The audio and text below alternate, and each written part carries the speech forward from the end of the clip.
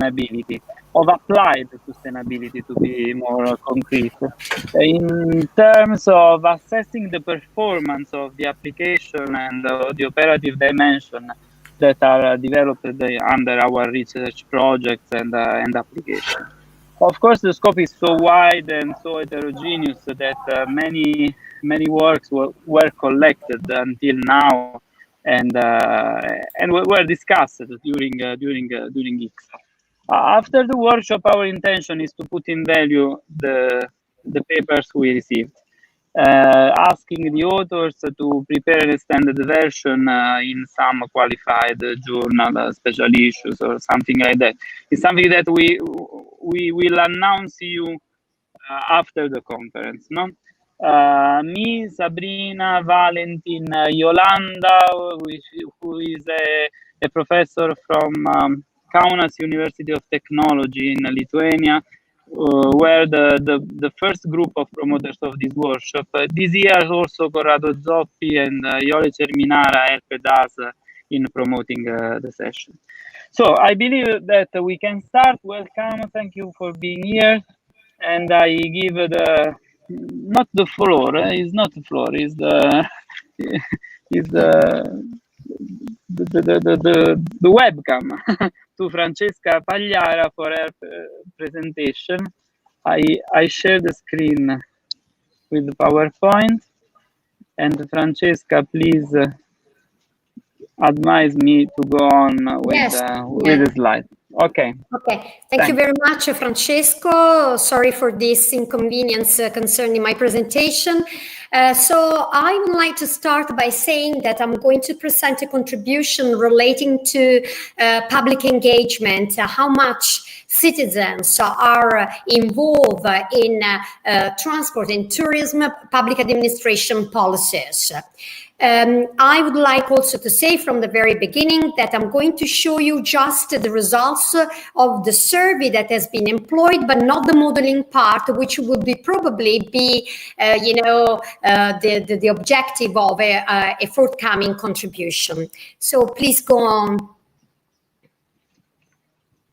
The second slide. Okay, so what is the objective of this contribution? Is to understand whether the policies promoted by the public administrations regarding tourism and transport affect positively citizens' trust in these institutions.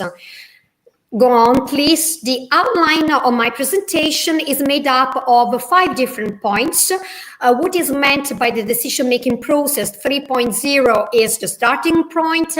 Then I will talk about stakeholders' engagement, what is meant by stakeholders' engagement, then the survey, the results, and then conclusions and further perspectives will be finally highlighted. Let's start with what is meant by decision-making process 3.0. The decision-making process 3.0 is that we start with the decision-making process 1.0, where the decision-maker was the only one, and he was the one who decided, announced it, and defended his initiatives. But of course, this approach brought the dud syndrome and, people that didn't want to accept, what the decision maker, the unique decision maker promoted. So the decision maker started interacting with the analyst in the decision making process 2.0, where the analyst with his mathematical tools and quantity methods could represent in mathematical way the results of the interventions. But the decision making process 3.0 is the real innovation, where stakeholders engagement and public engagement, citizens could share with the decision maker, their needs. Go on, please, Francesco. So what is meant by stakeholders engagement? Stakeholders engagement is the process of identifying, incorporating stakeholders' concern, needs, and values in the decision-making process, and is a two-way communication process which provides, exchanging information, promotes stakeholders' interaction with the decision-making team. The goal of engagement is that of achieving a transparent decision-making process and to share decisions with, the decision makers. Go on, Francesco, please. Stakeholders are those who hold a stake for a given intervention, and we have a matrix crossing the power and interest, and according to which we have the classification of stakeholders into institutional stakeholders, key stakeholders, marginal stakeholders, and operational stakeholders. By institutional stakeholders, I mean the superintendency, for example, for architectural assets.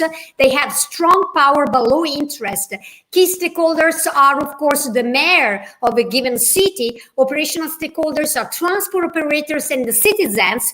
Marginal stakeholders are the citizens of the peripheral areas not involved, directly involved by that intervention. Please go on, Francesco. The advantages of stakeholders' engagement are those of increasing the credibility and legitimacy of the public administration, increase the sense of social responsibility among local communities, increase social equity. This is a topic that, inclusion is an important topic today. Decrease of the risk of barriers. Consider, for example, what's going on in the Susa Valley in Italy. The syndrome NIMBY is the NIMBY syndrome, the not in my backyard syndrome, is the result of a lack of stakeholders engagement. So please go on, Francesco. Let's go to the case study. A questionnaire was distributed to the citizens of the metropolitan area of the city of Naples, south of Italy, of course, where I live and work, last year, and it was investigated whether citizens trust in local administration initiatives in general and in the interventions in the specific sectors of the tourist market and the transport systems.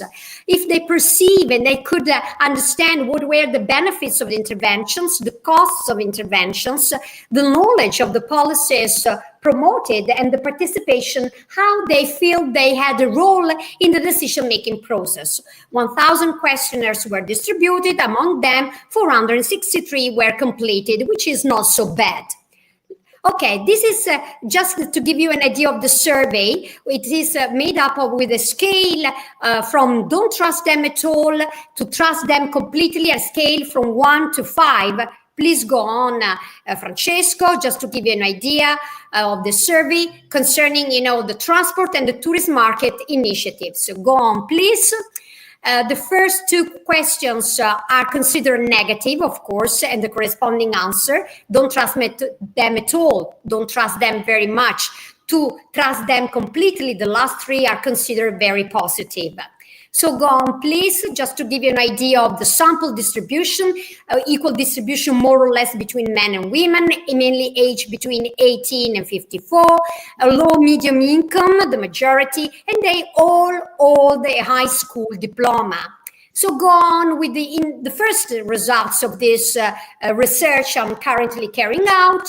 How about the trust that citizens have in the municipal administration of the city of Naples, where more or less there is an equilibrium between men and women? They trust them in general.